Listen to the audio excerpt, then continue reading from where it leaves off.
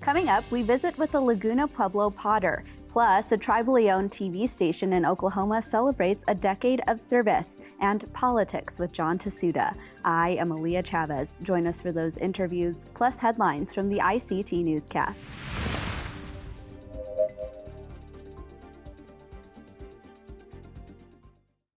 This program is made possible by the Corporation for Public Broadcasting, a private corporation funded by the American people. The Walter Cronkite School of Journalism and Mass Communication at Arizona State University is honored to be a supporter of Indian Country Today. Working with award-winning professors, Cronkite students learn news reporting, social media, shooting and editing videos, and producing content for communications industries. Cronkite's 15 professional programs give students the opportunity to cover critical issues throughout the U.S. and beyond. Learn more at cronkite.asu.edu.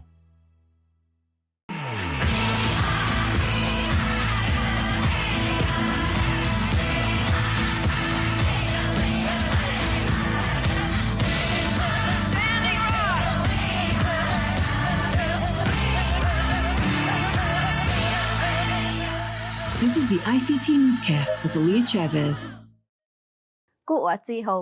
Thank you for joining us. Pope Francis continues his pilgrimage to Canada. On Tuesday, the Pope traveled to the water's edge at Lac St. Anne. It is a sacred lake where First Nations communities have traveled to for over 100 years. Many have cited healing powers from the water.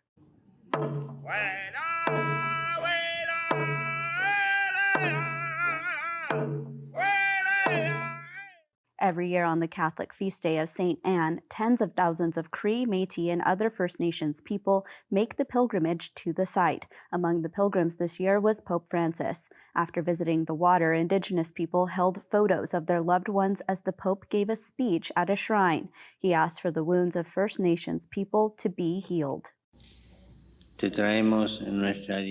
We bring you to our weariness and our struggles, the wounds of the violence suffered by our Indigenous brothers and sisters.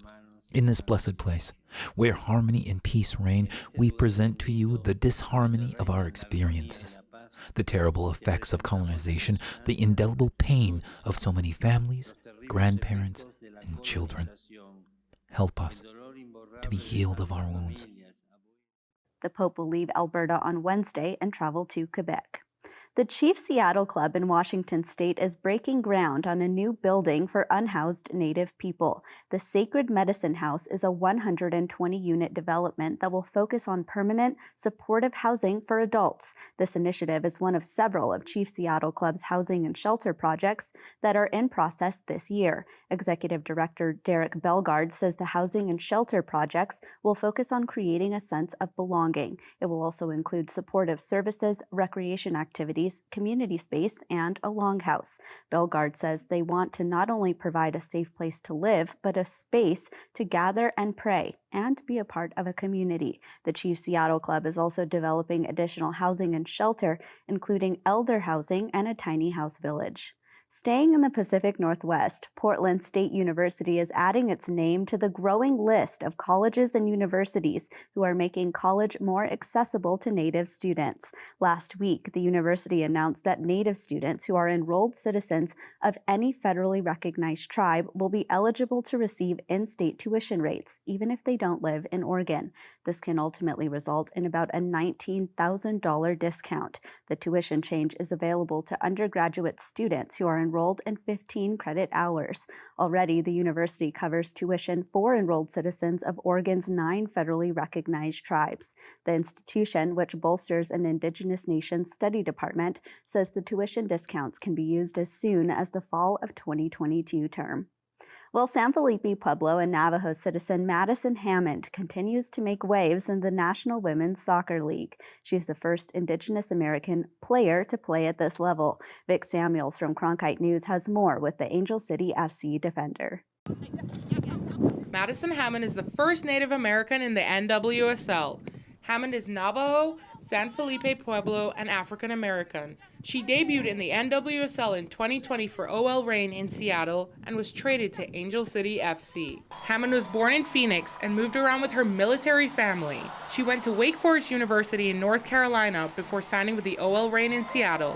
When I suddenly became the first Native American to play in the NWSL, it opened up a whole new world of opportunities. One of those opportunities is with Nike. Hammond has teamed up with their N7 collection, which raises funding for Native American and indigenous communities. Hammond redesigned fellow Native American athlete Kyrie Irvin's Nike Low 4 shoes, using bright colors to highlight what she calls the beauty of Native American culture. I want to incorporate little bits of my culture and identity into the shoe, and the color scheme that I was kind of thinking of came from this traditional belt. It was from my godparents. It just has these really bright colors that you wouldn't think would go together. Madison is hoping to use her play on the field and her social media platforms such as Instagram and Twitter to spread awareness about Native American culture and their day-to-day struggles. On Instagram, Hammond makes posts regarding the National Day of Awareness for Missing and Murdered Indigenous Women and Girls, Native American History Month, and the San Felipe Pueblo Festival Day. Stars such as tennis legend Billie Jean King and actress Gabrielle Union tweeted about Hammond's debut game in the NWSL. Hammond hopes to continue pushing barriers by being the first Native American on the U.S. women's national team. If I can even be one semblance of a small positive role model for a young Native kid to realize that they can get away from reservations and they have opportunity, then that would be the biggest success for me. And those are the headlines for the ICT Newscast. Coming up, summer is a popular time for feast days in Pueblo communities. We meet a Laguna Pueblo potter who tells us more. Plus, a groundbreaking TV station in Oklahoma celebrates its 10th birthday. We'll be right back.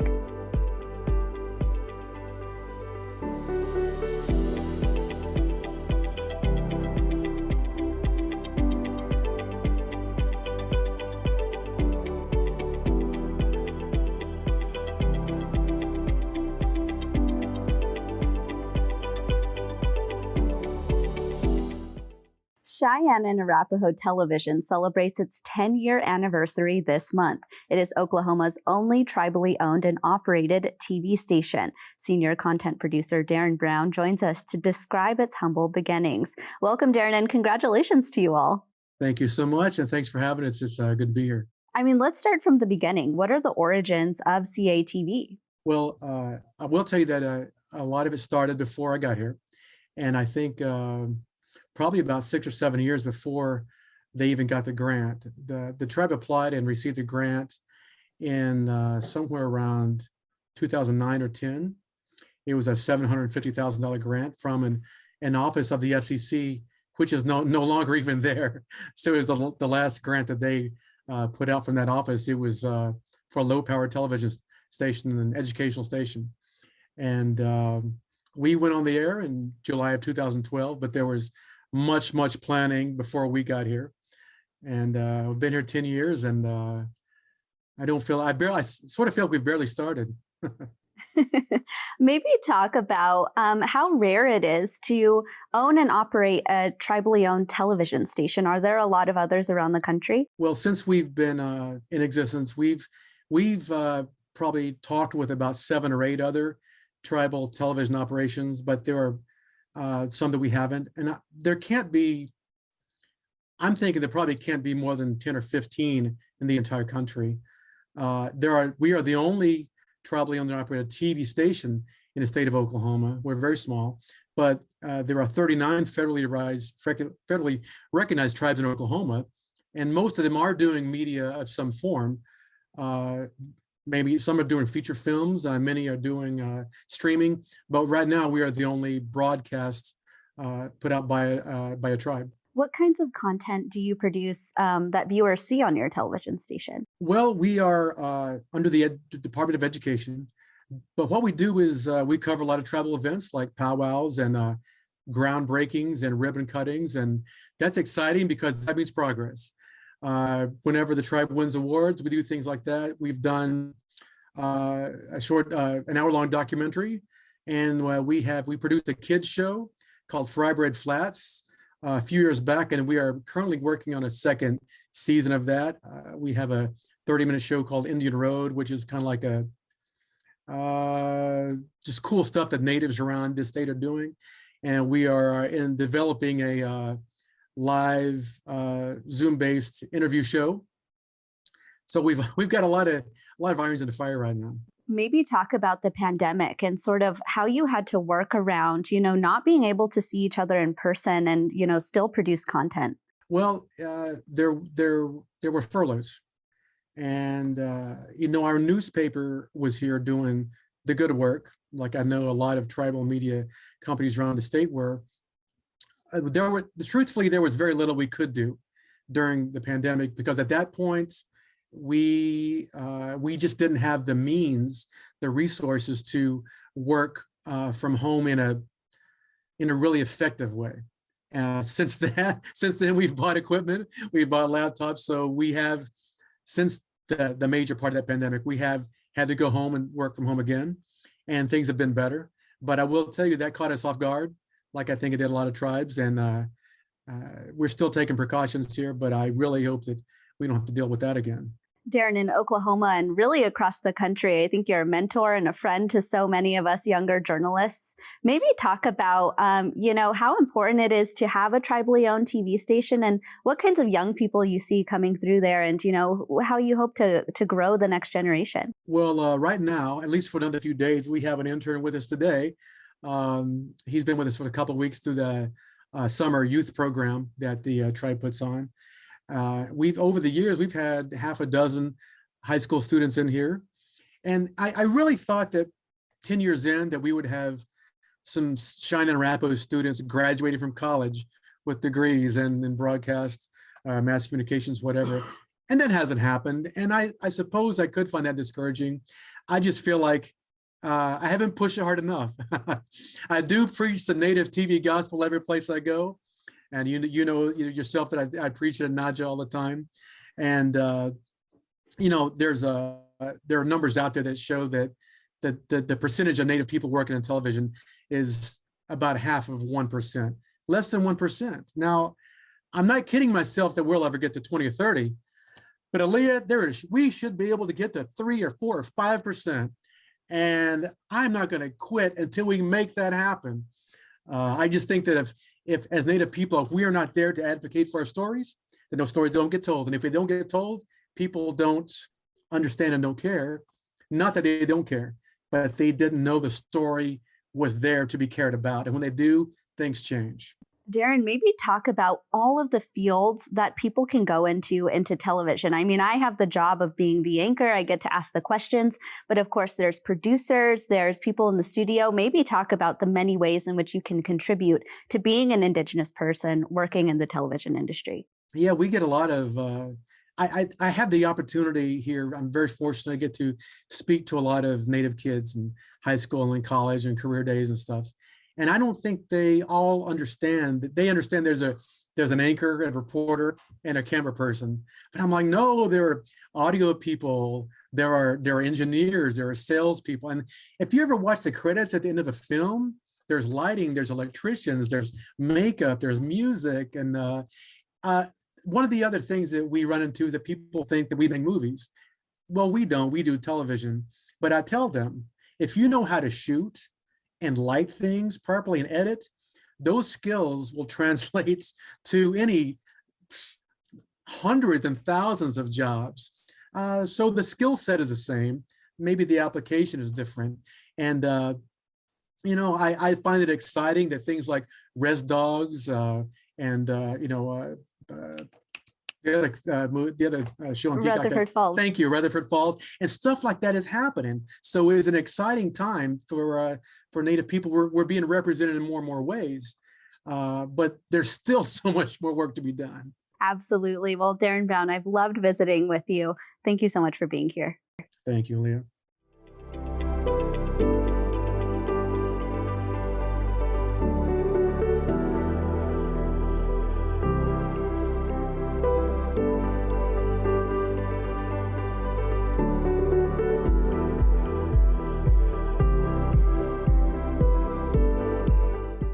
It's feast day mode for various pueblos all across New Mexico. In fact, I'll be returning to my home, Laguna Pueblo, next week. Joining us today is Josie Key, who is from Laguna. She is a potter, part of which was featured in the 2011 film Grab, which was directed by Billy Luther. Welcome, Josie. Hello, Gwadzi. Wahinime Shreitza. Jami Hanu. Yak Awashti. Goekameshta. Tiama Shrou. Good morning. Thank you for having me. I'm so excited. Well, we're excited to have you here, Josie. I mean, you're fresh off of your feast day. I mean, for the people who aren't Pueblo, it's something that you and I both grew up with, but tell us about Laguna Feast and, its purpose. Yes, well, we celebrate the saint days. We specifically have been celebrating Saint Anne. We named our youngest daughter Shayla Ann. So since she was born, we've been celebrating St. Anne's Day, and we, like in the documentary Grab, we throw every year. We haven't been since the pandemic started, but we still celebrate and, and join in on the festivities within the village. So it's still in our hearts, whether we can celebrate it or not. Yes. What did the feast day look like yesterday? Because I understand that so many Pueblo communities are still under lockdown right now. Yes, masks are still, we are still recommended. It's strongly encouraged. A lot of the people aren't welcoming people into their homes to eat. In big crowds, because we would get over 100 visitors easily, into our home. And this year it was real low key, I'll say that. So, and it is saddening, but people understand. They understand and they respect, the wishes of people in their homes. So, it was still a very nice day. We got a lot of rain and that's what we pray for. So we were happy. Absolutely. I mean, last year at my feast day in Laguna Pueblo, we didn't have visitors either. And it was just myself and my family. And we were thinking, oh my gosh, we've never spent feast day with just us together. So it was kind of a special moment. Yeah, it really is. I mean, we have to look at it, every single blessing, even if it is just with our family, that is a blessing in itself. So we still were very happy, a lot of food and just talking and being together. And that's what's important. Absolutely. I mean, I mentioned in your introduction that you, of course, are a potter and your pottery was featured in the documentary Grab. Tell us about your work now and, what you've been up to. Well, when I was featured in Grab, I was strictly doing pottery, creating pottery, traditional, contemporary. And then it was probably before the pandemic, but I started branching out and I started creating earrings, still created with our pottery designs. I started painting high tops Converse, and those were named Res Stompers. So those have taken off like crazy from Australia to Canada throughout the United States. And again, those are still using the traditional pottery designs. And people have brought me so many things just to paint: skulls, deer skulls, elk skulls. I don't know what one was, but it was like a oryx, or I don't know what it was, but I painted it. And if that's what they want and that's what they're gonna, I'll do it. So yeah, I've been enjoying switching off and on from pottery to whatever people will bring me to paint. So yes, it's been an adventure and I'm loving it, every minute of it, yes. Well, Josie, it's wonderful to hear that your business is thriving, especially because, during the pandemic, we heard that artisans were so impacted because people couldn't come see you and your work. Maybe talk about what you experienced during that time. Yeah, that was a real twist, to say the least. So I started using more platforms via the internet. TikTok was a good one, Instagram, and of course, Facebook. I still have not had time to build my website, but it's in the works, so, but, and yeah, people would come to my studio, come in and visit, while they looked for, what they needed or put an order in.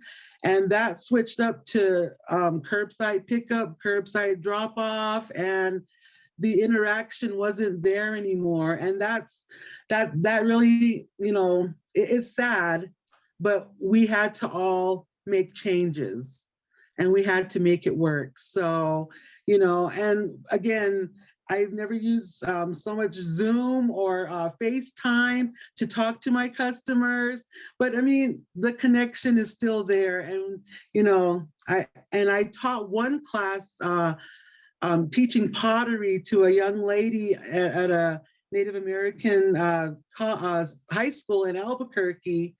So we did my first pottery lesson on Zoom.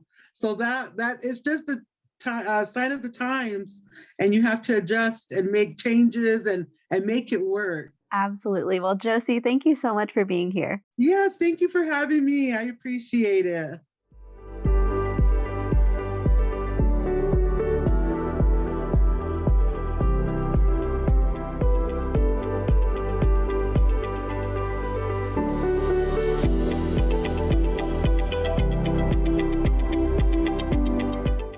Well, the U.S. Congress is nearing its August recess, which means legislation is coming up before then. ICT regular contributor John Tahsuda is back. He's a partner with Navigators Global. Welcome back, John. Thanks for having me again. So there's been a number of legislation affecting Indian country in the Senate Indian Affairs Committee. Tell us about what you've been hearing about that legislation. Well, it's moving a little slowly, I would say, and particularly in an election year like this, it becomes problematic because the calendar is shortened. The clock, kind of runs down faster than people think it's going to. So I anticipate there'll be an even a bigger flurry, probably coming back in September.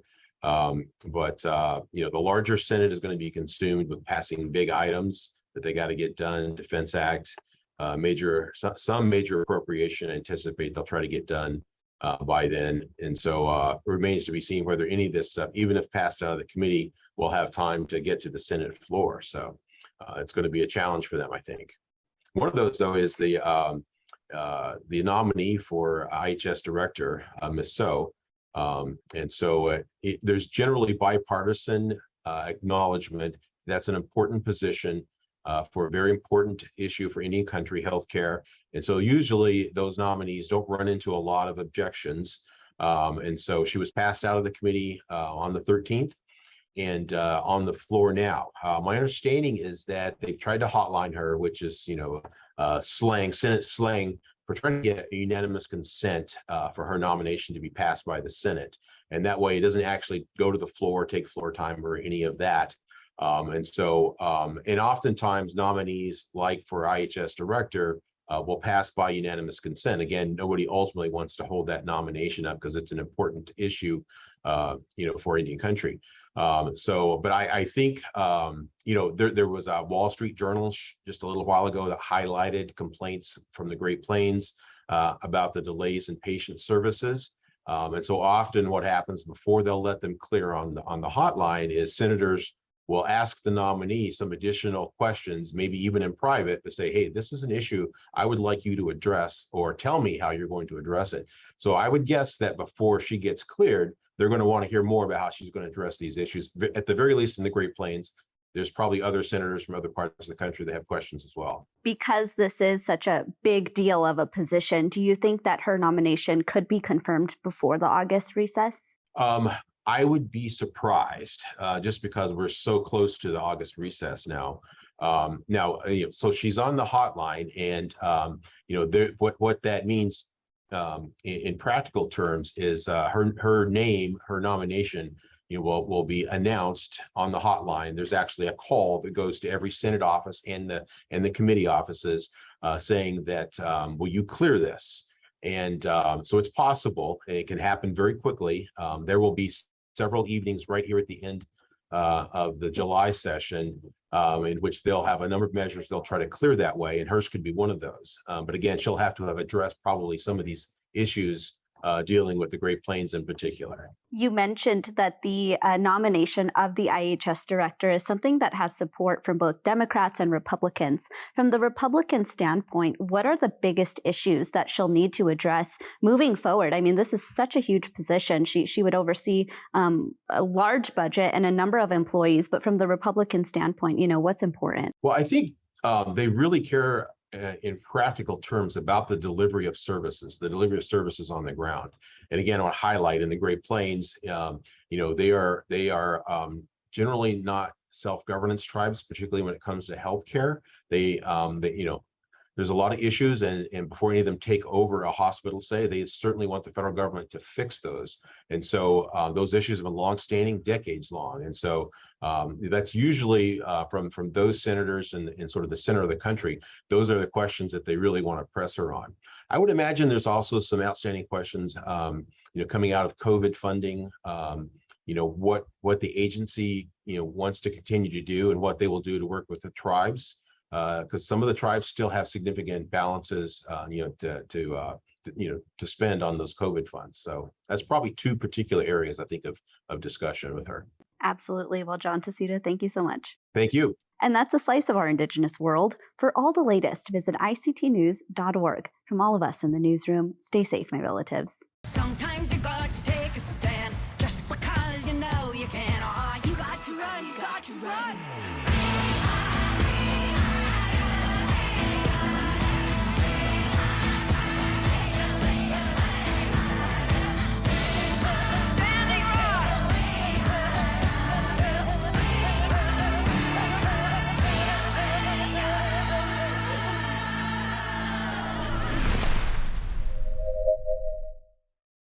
This program is made possible by the Corporation for Public Broadcasting, a private corporation funded by the American people.